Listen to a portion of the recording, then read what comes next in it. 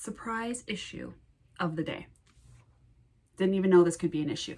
It's my complete and total lack of being able to say hello like a normal person on YouTube. For whatever reason, when I hit that button right there, all of a sudden I'm like, hello, YouTube.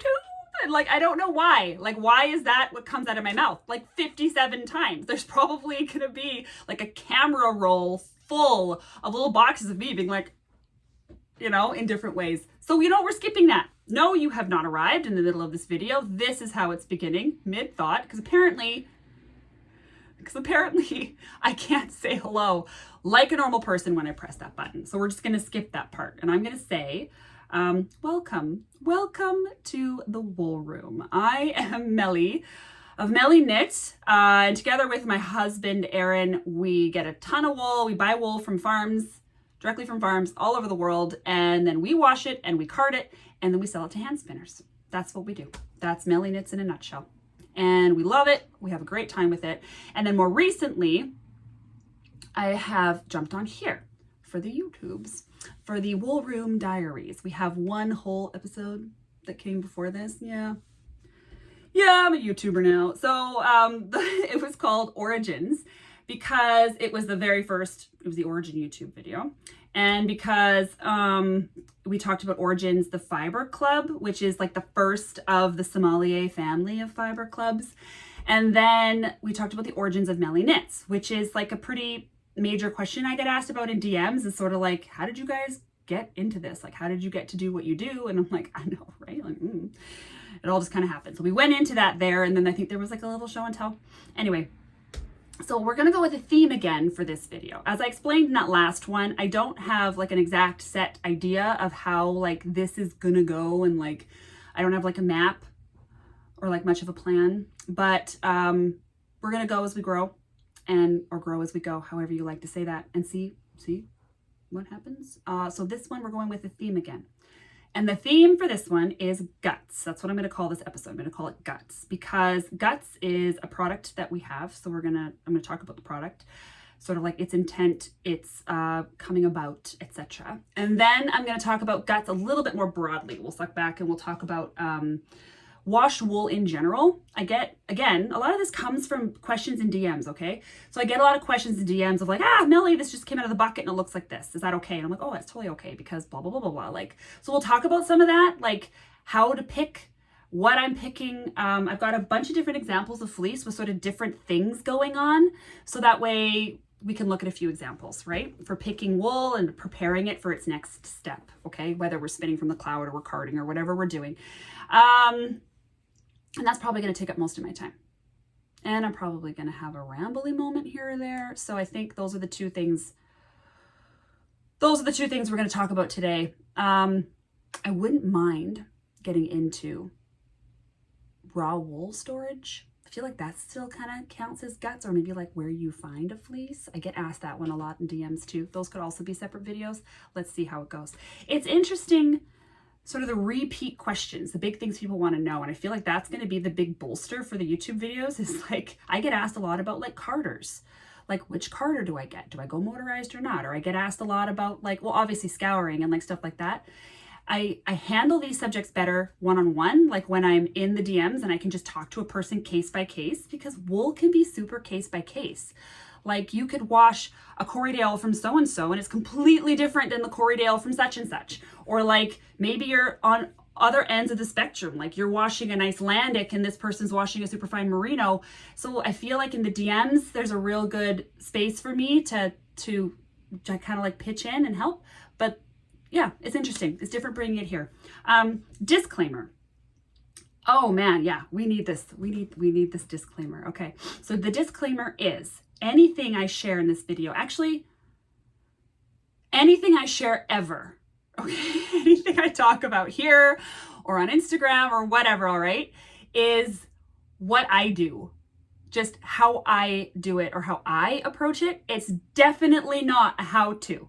It's definitely not a how you should how it must be done, okay? I'm a firm believer that there's actually quite a lot of ways that you can get lanolin out of wool. I think there's quite a lot of ways you could pick and prep a fleece. I think there's quite a lot of different types of things you could buy and work with. I don't know, like, I don't think we're so locked in to the one way of doing it, personally. So consider this how I do it and not how, and that the fact that how I do it is completely based off of like experience. I don't own the books. I don't have the resources, I guess you could say, that are available for people when they're learning new things. It's just not how I learn. I learn by, you know, should we call it controlled failure? Should we call it, what do we call it? I'm just going to try and see. And then, you know, you win or you lose.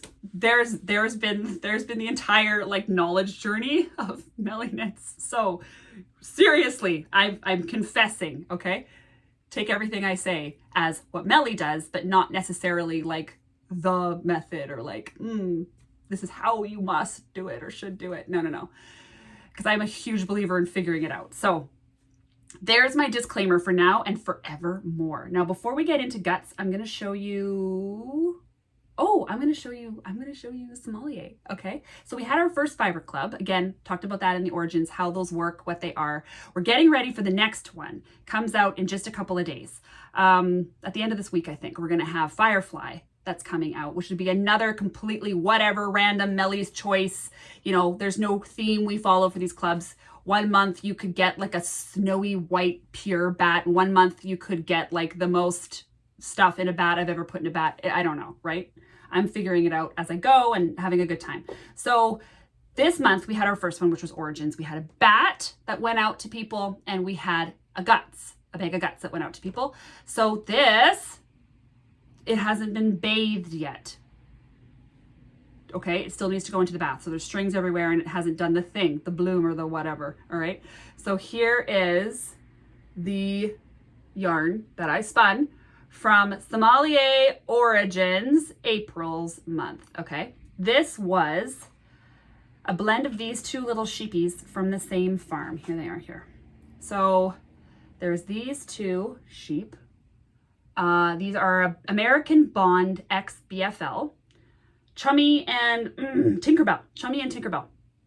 They're both from the same farm in, I should have written this down. Anything I forget, I'm going to put in, I'll put it in the notes. I'll find it when I'm done.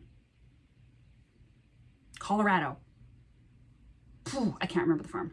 Okay, but anyway, from a farm in Colorado. And blended these two together. And then we added like just a dash of sari silk. And then we arrived at this. So I really love this. I'm sort of feeling this like dash of sari silk vibe right now. Normally my chaos bats I use so much more, but this whole dash business, it's very tasty to me at the moment.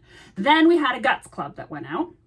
So that would have been washed wool that the end user will blend and pick and do everything themselves. And it looked like this. So this is guts. This one was Corriedale from Anna Gratton, so the brown one there. Corriedale from Anna Gratton in New Zealand, renowned for her luscious Corriedales. And then this one is Bond. So this is Bond from Shiloh Wool. Anyone familiar with me knows I'm always working that Shiloh Wool. I love it. So this was Bond from Shiloh Wool. We mixed it with the Corriedale and then added peduncle silk. I think it was like 10% or something. And then people would have worked with that and come up with this. So that's what I came up with. Carded it up on my super card, gave it a little spin on my spindles, and that's the first month. That's the first month of fiber clubs. This is fun so far.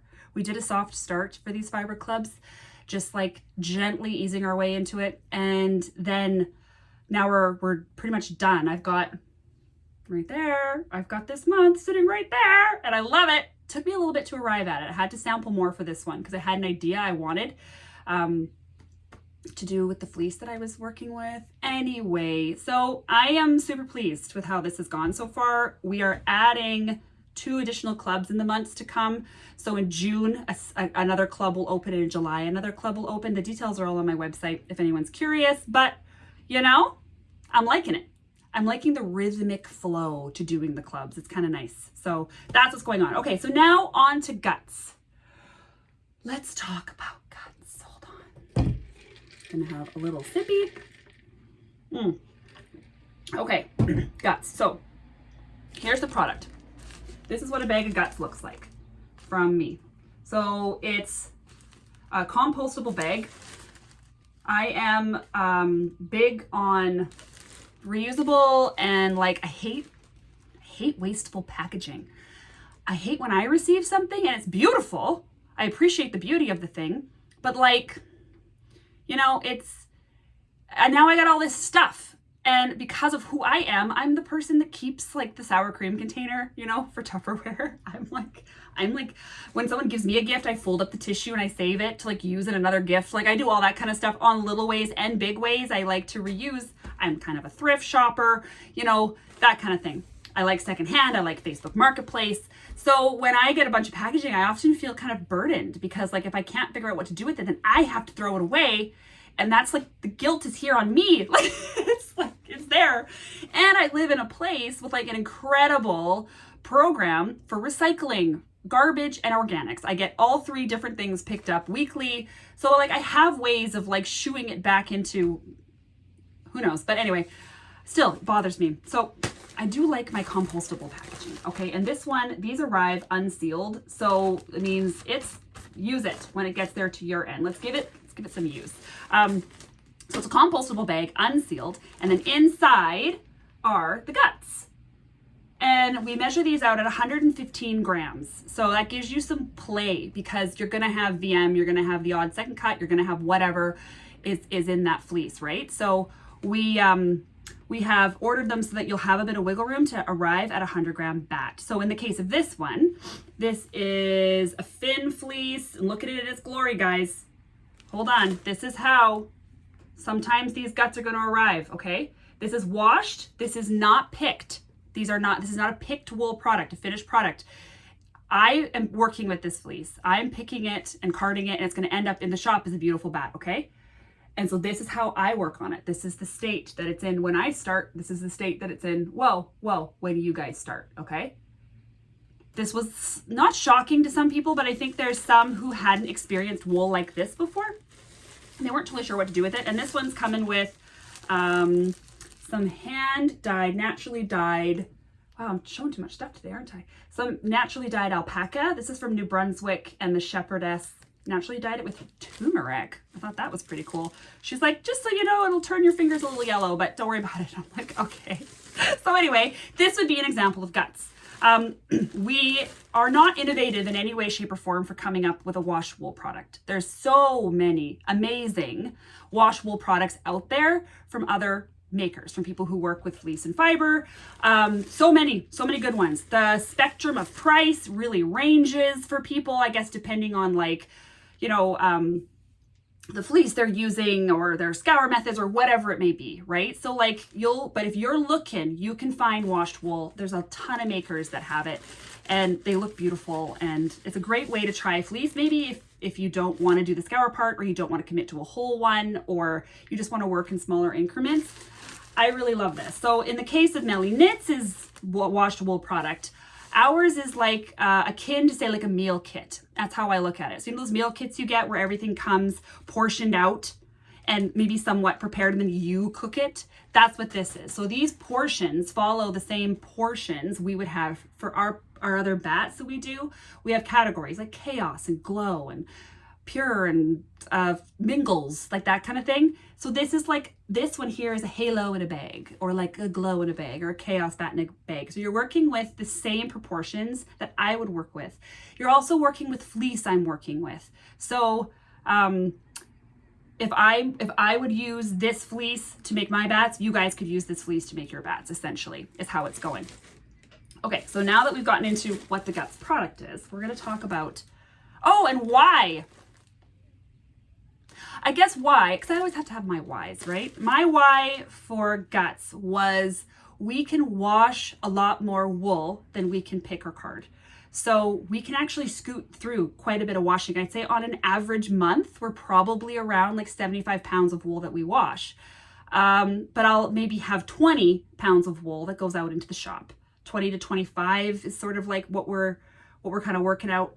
And yes, there is losses when you scour, right? Like on average, about 30% you lose on the scour. So it's not like I wash 70, I have 70 to card. But we definitely have like a lot of wool. Scouring is also my favorite part. Of the whole process, scouring is my favorite part. My joy is in scouring wool. I love it. And so it's always what I want to do. But then anyway, so this was a way to get wool out there. Because we do have a lot of bags of wash wool just all over the house. Also, it's fun. Okay. So like, it's just fun. Like there's a joy in working with wool from this level. So already when you're buying one of our bats that's been hand processed from a single sheep, whatever, you're definitely way more, I want to say like touchy-feely than say a more commercial product or something that's been blended from farms all around the world or whatever else it may be. There is going to be a lot of character and whatever in these individual sheep bats that we do. But when you take it down to this level, this is really kind of fun because you're just jumping a little further back in the process. You're getting to know the fleece like a little more. You get to witness the transformation when you pick it and card it, and then you take that first pass off your carder or blending board or whatever it is you're using. You're just like, oh, like you start to gain this different knowledge set when you're looking, as you're picking through and you're looking at the crimp and you're looking at the curl or you're looking at the texture, and then you produce that bat. And the bat is a certain way. Maybe it's drapey, maybe it's floofy, maybe it's got like a crazy squishy boink to it. Maybe it's like, I don't know, like there's all these, some of these bats I feel like would be like incredible shock absorbers, right? So you start to understand, you start to make these connections between things like the lock structure being the crimp or the curl or the whatever you may be looking at, and what that looks like once you brushed it out and put it into this like more spinnable format. I just think you learn so much from these. I learned so much from these. Like sometimes I get a fleece and I'm like, oh, that's kind of like, we're gonna look at some today, or I'm like, this thing looks a little sketchy. And then you pick it and you card it and it's like my favorite bat in the whole entire world. So there is something kind of cool to that. Now take that back even one more step, and there's why I love scouring, because you're looking at an actually dirty product, this dirty, smelly fleece, and you put it in the tub, and by the time you're done, it's like it's transformed. So I feel like every part of the process is a little transformation. Like even after spinning, right? We're taking that bat and we're transforming it again. Now we're seeing what it looks like with twist and plied, and that's going to now look different in the light and like all these other kinds of things. Every portion of the process has so much learning involved. So this to me, see, I'm excited because I love it. And so I'm talking a lot about it. Okay. So that's the Guts products. We have been putting out, we just started doing them. Like I've had washed wool in the shop before, but it was less focused. It was just washed wool. And the ones that are sort of mimicking the bats that we make, we've just started doing those, I think in March. We brought them to the fiber festival that we went to, and then put them leftovers online. We had them in last month's shop update. We'll have them in this month's shop update. So that's the product. Okay, now let's get on to picking, because once these went out into the world, I did get questions about picking, and some of this is going to relate to you other scourers out there who wonder about things like, I just washed a fleece and the tips are still dirty. Is that okay? Yes, that is okay. I think that's okay. Remember, I think, not is it, just I think it's okay. So, and that's actually a pretty common problem. My whole idea about scouring is that if you don't felt the fleece and if you get all the lanolin out, hooray, you win. Scouring never removes VM. Like dirt, sure, I see dirt at the bottom of the buckets or the tub or whatever. VM, not really. And there are some fleece that just really hold on to their VM. We're gonna look at that. Some drop it and some hold on to it like a mother trucker. They're just like, nope, this is mine forever. And I think it has to do with like the texture. Again, if it's like kind of curly or coiled, it's gonna hold on to things better. So there is a lot of nuance after the tub. So I often talk to people about, there's a portion of cleaning you do in the tub, in the buckets, in the sink, wherever you are with your hot water and your soap. And then there's this other, there's like phase 2. Let's call it phase 3, because I'd say first phase is skirting, right? Getting rid of all that interesting, funky business. And then second phase is actually getting it in the tub. Third phase of cleaning to me would be picking. I do a lot of cleaning and picking. Like, it doesn't all happen in the tub. For some fleece, sure. Yeah, there are some fleece where they're just absolutely magnificent coming right out of the tub. Like, I always say those are the ones that don't need me. Those fleece don't need me. Then you have the other ones that are like, they need some TLC. Both produce beautiful bats though at the end. So let's look at some examples. Okay, so let's start with let's start with the really beautiful one. Let's start with the one that comes out of the tub, like absolutely perfect precious pants. Okay, so this one is Merino, pure Merino. Her name is Eva. Dang it. Okay, Eva is from, okay, so here's the thing. I find a lot of my wool online. I really like Facebook. I really like when people share emails of shepherds or whatever else it may be for finding wool. And this one comes from a backyard flock in Tennessee. I'll put it in the notes. I'll put it in the notes, okay? That's where it's gonna go. It's gonna go in the notes. Sorry, I keep looking at the timer and not looking at where the camera is. Why? Anyway, so this one is Eva, pure Merino, like snowy white, gorgeous. She came out of the tub like this. This is how she came out of the tub. Picking a fleece like this, I mean, eyes are closed. I can have any kind of show on. I could pay full attention. I'm just opening it up. My method for picking a fleece, by the way, I'm not interested in maintaining the direction of the lock. There are some people who do. They want to pick in a certain way and feed to the carder a certain way to get more of that like worsted prep where they're keeping the locks parallel, somewhat more aligned. I am all about that woolen life. So when you're listening to me talk about picking, consider that, okay? If you want more of a worsted prep, yeah, there's other ways to approach that. My approach is these clouds. Like the chaos starts early, you know what I'm saying, on these fleece where I like to muck it all about, have it going all different kinds of directions, and then I would feed that little cloud to my carder every which way, and you know, boom, we got a bat.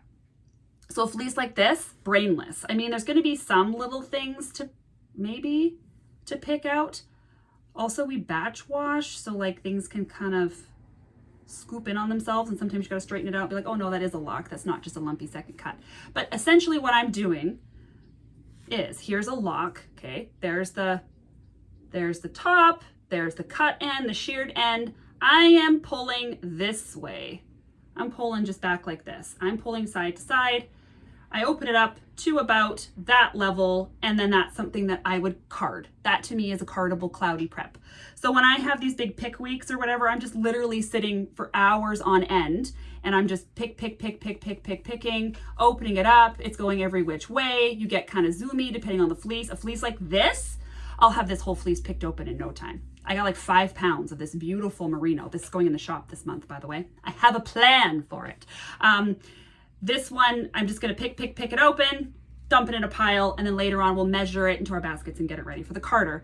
Easy, easy peasy. This fleece makes me look good. And then, no, let's look at this guy, because this one hurts my feelings a little bit. So this is Corriedale Hogget from New Zealand, okay? This is a beautiful Corriedale fleece, but can we just pay attention for a second to this action? Hold on, look at that. Look at that dum-dum. That is a crispy, dirty, crunchy tip. Now, on young animals like lambs and hoggets and stuff, it's not uncommon to see the tips misbehaving, because that's like the fleece the animal was born with, and then like they're milk fed and then they get weaned at a certain point, and sometimes this creates weirdnesses and the tips can like launch when you're carding them and like whatever else. So for this one, I have definitely found that like the tip kind of comes off right at the end, and then it's open and we're good. Can you guys see that? Hold on, bear with me. Oh, it doesn't like it. Okay, see, I'm trying to see and make sure I'm on camera. And now I'm gonna do the same exact thing. Just gonna open that babe up. What's annoying about picking this one is, Like I basically have to take my thumbnail and do that on every single tip because these stupid tips are crunchy. Now, should this have come out in the tub? Maybe a better scourer than me could have pulled that off, sure. Maybe there's like some crazy cold soak method or whatever else it is. I'm not doing all that. So when I'm picking, here it is. There's a nice ripe one. Look at that juicy cruncher, okay? And I'm just gonna go whoop, just like that. I've pulled off whatever part of it was kind of that soft lammy tip, and then I open that puppy up, and then I stick it into the tub, into the bucket. Other than that little moment I'm having with the tips on these, they're clean, it's lanolin free, it's super soft, it's a Hogget fleece, like we love this. So Hogget is the other side of the world's version of saying yearling. I think that we say here, just FYI. But look at that. We got this nice, beautiful cloud, and that's what I would pop on my carder. Okay, so that was crispy tips. Now let's look at some VM. This is a Columbia, pure Columbia. This puppy won. Where did this win? There's like some local, they're not local. There's like this like National Columbia Association of Columbias. That's right. She's got a big brain today. And this one won. This was like the supreme champion of that show or something. Peep that VM. Now this is not a breed that's going to drop that easily. This is a breed that's going to be like, heck no, it's mine forever and I'm keeping it. So picking though looks pretty much the same. So here's a lock. I'm going to pull a lock for you guys to look at. It's a nice lock. Oh, it's a soft fleece. This is such a soft fleece. Love this fleece. This is another one that's going in the shop. Whoa. Do the thing for me, please. There it is. Okay. This is another one that's going in the shop. We love this fleece. It's beautiful, but we have some like veggie matter going on here. So in this case, there's going to be a little bit more involved for me. I'm going to lay a towel on my lap and I'm going to just start picking, and I'm going to maybe do a couple of these, and I'm looking through it and I'm picking out the biggest pieces that I can. Some of it, oh yeah, we got a dropper. Never mind. My lap is so dirty right now. If I wouldn't put this entire process in peril by removing that camera, I would show you what just fell in my lap. Hindsight, should have put a thing in my lap so I could hold it up to the camera and show you all the VM that just fell out of that one piece. Okay, so I'm going to pick as I would, right, for the other fleece. I'm going to grab hunks like this, and I'm going to go like this. And as I'm picking and opening this whole thing up into a chaotic mass, I'm picking out the big chunks and dropping them. I'm giving it a little bit of a shake if I think something more can fall out. I'm paying attention to if there's a little node of texture. You would feel it like a second cut because they feel firmer. And then I pop that out and give it a drop. Some fleece are full of them, some fleece are not. Depends on the shearer, depends on the fleece, etc. So I'm picking out my lumps, arriving to a place like this. There's my cloud of this Columbia. Looking better already, right? This is still carrying VM. This bat will probably carry VM all the way through to the finished product. There is an element of carding that does drop VM. I know some of you may have heard that like, oh, never card VM. It's going to embed it further into the bat. Yes and no. Because when I card, I get VM all over the floor, especially on the big homie. We will like sweep up piles. It's underneath the carder, like you'll lift your carder and look underneath, you'll see dirt, VM. There are things that drop when we open the fleece up even further. So what I'm looking at here is the picked phase of this fleece will improve on carding. And then, yeah, it will end up with some VM in it, but that's not the worst thing in the world. Like I'm looking at VM here, it's all right. This is a stunning fleece. It is so soft. Holy moly. If you've never experienced like just a juicy Columbia, whew, they're so good. They're like, they don't quite have that like stress ball squeeze that you find in say like a CVM. Oh, they're amazing. Anyway, okay, so I pick it like this, and then I would feed this little mass open to this level, open, right? We don't want it too clumpy.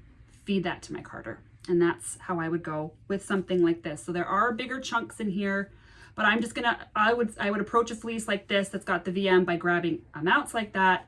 And then I just sort of pick it apart, and I'm looking I'm looking for second cuts. I'm looking for big chunks. My lap is filthy. Oh, this is going to be a bad one. I'm gonna have to pick this one outside. And there's lots of little plants in here. So this is my life. This will be what I will do for hours and hours on end. I will sit here and have every little bit. One question I do get asked is, do I use a picker? I don't use a picker. I pick everything by hand. I used to use a picker. In the early days when what I was doing was just Icelandics and like kind of down wools and burn piles, it was great. But when we got into doing finer breeds, medium wools, I found it to rip up my wool most of the time and really wasn't a fan. So we haven't used a picker in, how long has it been since I've used a picker? Maybe like 2 years? Haven't used a picker. Preference.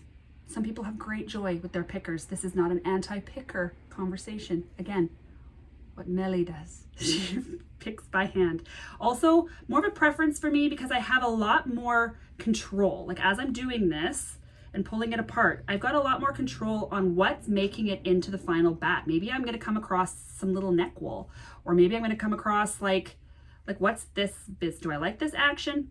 Stretched out? Are we good? Are we long enough? Are we going to just be texture in the final bat? Like I can kind of make my edits at this phase, and it's quite common when I'm picking that I've got the pile over here that's going to go into the bat, and then I've got the pile over here that's going to go into the compost. So that's sort of the strategy. That's why I like to pick by hand. Anyway, my lap is filthy.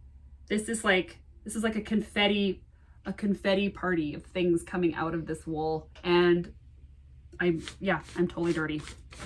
Totally dirty off just that little bit of picking. So this Columbia is going to be a mess maker.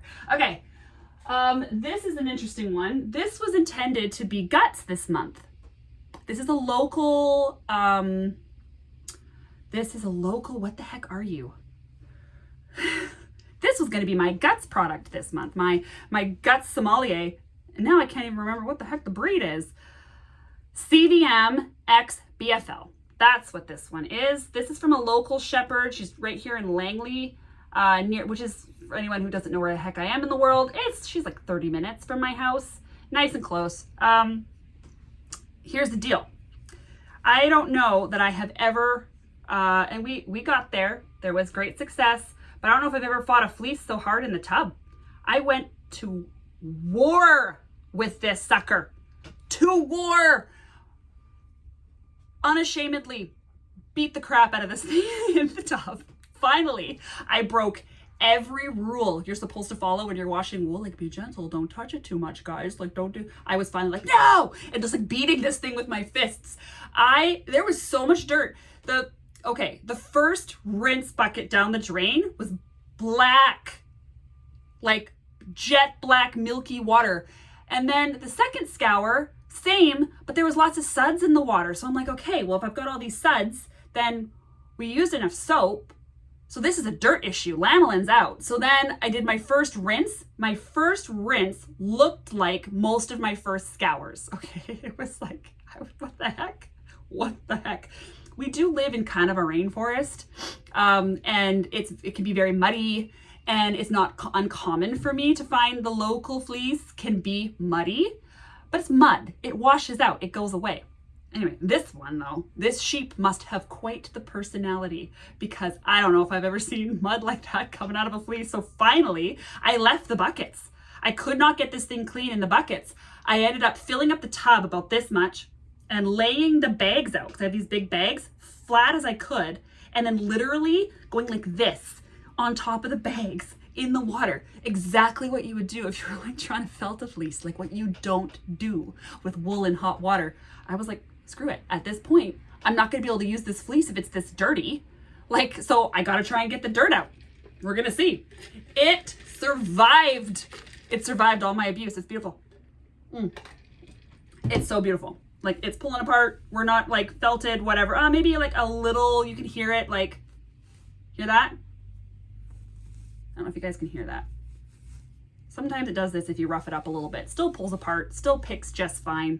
So why this one got rejected from being the Sommelier Guts Club this month was these tips. So it has bleached tips and they're coming off.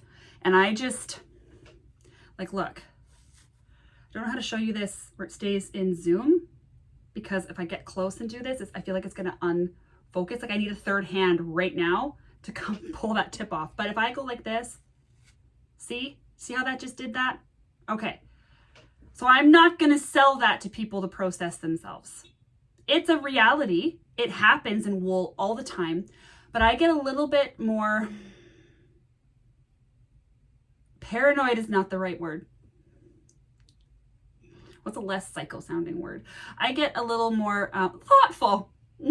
Melly's so thoughtful. I get a little more thoughtful when I'm doing guts clubs, because there are, or guts in general, the product of guts, because they're so, in general, less so than the clubs. I think because the clubs are mysterious and people don't know what they're getting. So like if you know what you're purchasing, if I'm doing guts that's made out of merino and you buy that, then obviously you have the equipment and the knowledge to process merino further, right? Some people don't. So I think with my mystery clubs, I'm looking more overall for like that win. Like I want people to have that win, especially if it's their first time working with washed locks or these locks or whatever it may be. So I'm a little bit more like how I went Bond Corriedale on the first one with a bit of peduncle silk. Like it doesn't matter if you are on 72 TPI or 190 TPI. It doesn't matter if you're rocking a blending board. It doesn't matter if you're going to spin that from the cloud, or you're making roll eggs, or you got your little hand cards going. Whatever it is you're doing, you're going to have a win with that combination. You're going to have a win. And so for this one, I was like, man, I love this fleece. It is so soft. But I just was picturing people getting flecks of these tips, because when you run this through your carder, 100%, that's coming off. That's becoming a separatist. This is going to fly solo within your bat, and it's really annoying. I have a thin lamb up there like that. It's right above my head. That little jerk. I use it all the time, but I know what I'm in for picking, and I'm willing to put that work in because this is beautiful fiber. It's a beautiful fleece. But I was like, for the guts club, like if I put this in the shop for guts and said, hey, it's got bleach tips that, come off. And someone's like, I'm going to comb it. No problem. Then they know what they're buying, but I don't want to just chuck that in someone's lap. Do you know what I'm saying?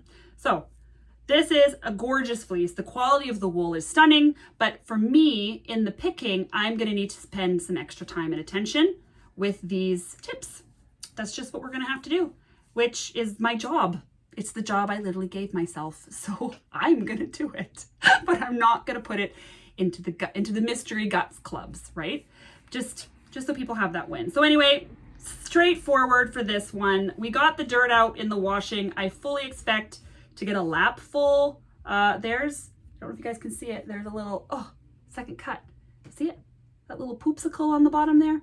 That's just a little baby guy. But picking like this, I see it. It doesn't end up as a nep in the bat. So again, picking open until I get things to this cloudy format. Then I throw that on the carder. For this fleece, I fully expect that I'm going to have to do extra picking on the carder. That's also a place where you'll find yourself picking wool, where when I lay it out like this, not on the first pass, it's usually the second pass and the third pass, where as I'm spreading it out on the carder, maybe I should do a card in YouTube. Okay, as I'm spreading it out on the carder, I can see through and I can pick out any little things, just so they don't make it to the final product. Is it an enormous deal if there is a wayward lamb tip or whatever that ends up into the bat? No. But is it nice to try and get out as many as you can? Absolutely. So, yep, I am dirty. So there's that one. Stunning color. Love the fleece, but those bleach tips are for real, and I'm going to work on that. Okay. How are we doing? We having fun? Is this fun? Is this like ultimate show and tell, but like with the most focus ever? Here's another one that will light up your life. So this fleece has a bit of yolking. You can see that there. Not to be confused with canary stain. Canary stain is caused by like a bacteria. Yolking is can be like a lanolin issue, like a pH issue, like a whatever issue, where it stains the fleece. So this fleece has been sitting for a while. I also do find from this producer, I've had like 5 or 6 that are yolked. But then sometimes they stain, sometimes they don't. This one's lightly stained. It doesn't affect the quality of the fleece by any means. It's just a little yellow on the tips. So here, right away, look at that nugget I just pulled out. That's a second cut. So I'm obviously right along the cut ends is where you'll find those, but same deal, okay? Here's the top, here's the bottom, and I'm pulling to the side. And then sometimes pulling this way and that way. The other thing. This one is so easy to open, like so easy. Boom, I'm gonna be through this fleece in like 2 seconds flat. To me, that's a perfect cardable format. Throw that on the carder, boom, done. This one's a little Merino X Polypay, X Corriedale, X, like all of the things. I think there's like 4 breeds in here. And I love this fleece. Also going in the shop, I have plans for it. I wish I would have grabbed, I should have grabbed a total butt cheek. That's what I should have grabbed. Why didn't I grab like a tightly coiled like BFL or like a little Gotland Lamb jerkwad? Hold on. I love those fleece, by the way. These are my terms of endearment for they're so hard to pick open. You sit there like this, like carpal tunneling as you're opening it up. Shetland. Okay, this is Shetland from Northwest Shepherdess. This is Water Lily. So my masses arrive like this, okay? They're not pretty. Some of these other wool washers who offer locks are offering you like locks, like they're really beautifully ordained and laid out. These ones are not, because I wash like this and then it comes out of the bucket and then I just pull a hunk off and stick it in the bag for the guts. This is a primitive and Landland's all out, but it's a little intact. Listen. Did you hear that? So as I'm pulling, it is pulling apart. Nothing's ripping or shredding, okay? It's a primitive wool. It's the nature of the fleece. Maybe it had one rinse too many. I don't know. It's not in any way compromised. This one's just a little bit more, got a little bit more of an audio happening. But look at that. Picked open. We're nicely in the cloud. Boom, Shetland. That's what would go on my carder. Okay, and things are dropping in my lap and we're making a little bit of a mess. And dang it, I should grab a butt cheek. I have some Bond. Bond is always one that we work with.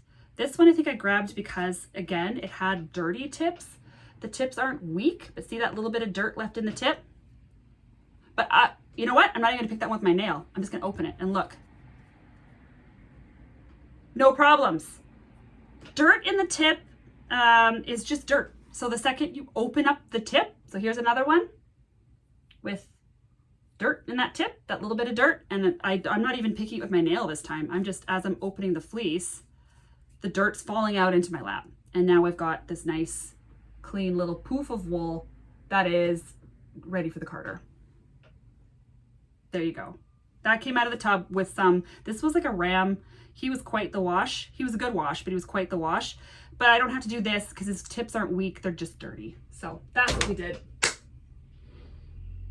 Ooh, I need a good juicy, I need a mean one. I need a good juicy mean one. Hold on, I'm gonna look. And then I'm gonna show you this and then I'm done. Just gonna find a real, where's all my long wool? I got that Masson Lamb still. I think I've got a Gotland. Boom, got it. Boom, Gotland, boom, Gotland. Okay, last one, and then we're gonna go. Oh. I love to spin this. Oh, does it hurt my feelings to pick this? Hurts my feelings. This is because they're like little coils. So this is a Gotland Lamb. This is from L&R. This is a gorgeous fleece. This would have been one of the ones in my Flight of Lavender and Rose. That was a set that we did, I think in January, where we picked open like all these Gotland X's, BFL X's, Wensleydale X's, whatever. And we did like a fade, all from the same shepherd. And what was fun about these is all these fleece are award winners. So the shepherdess, Robin, took them all to the Washington State Fair or something, and all of them ribboned, some of them ribboned at like 2 fairs. So gorgeous, right? Right. Beautiful fiber, right? Right. Excellent spin, right? Right. Picking it? picking it. Also for us, I don't know if it's the TPI we have on our carders or if it's like what's going on, but Gotland is one of the highest carder taxes we have to pay. So if I start out with let's say 100 grams, I'm ending with like 72. That's what I'm pulling off on the other end.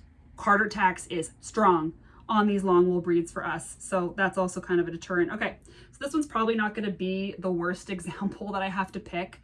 But there's like, you have to kind of get in there and pull open like these little curly locks. And there's some certain BFL lambs and stuff that are like even more so, like tight little curly coils. And so the picking is so slow. It takes forever to pick. Like you guys saw me zoom through that little pile of merino like no one's business. I was just like, I could have probably just gone like, and that would have been opened, blown it towards the general direction of the carder. But this, Jeez Louise, because it's all little tiny guys. So sometimes I just give up and I go get my hand cards and I lash it onto my hand card and I take the other hand card, just go tap, tap, tap, tap, tap, tap, tap, tap, kind of like a tapping pulling motion, trying to like just get it to like open somewhat because it's so impossible to sit here forever and open this wool forever. So there you go. That's how I pick.